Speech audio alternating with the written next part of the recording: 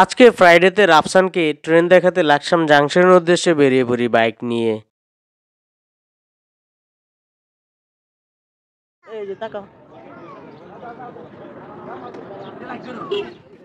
Guys, আমরা যারা job করি তাদের ফ্রাইডে মানে ঈদের দিন।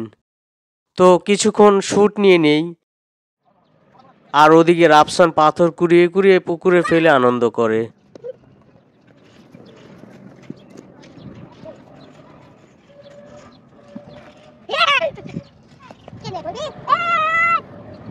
দেন ট্রেন চলে আসে, রাফসান তার মহা আনন্দে দেখতে থাকে।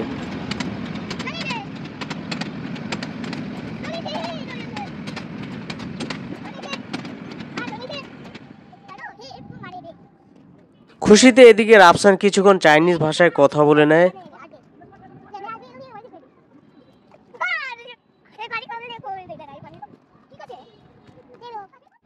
আর এ সময় সিঙ্গেল বগির কয়েকটা ট্রেন ট্রায়ালে চলে।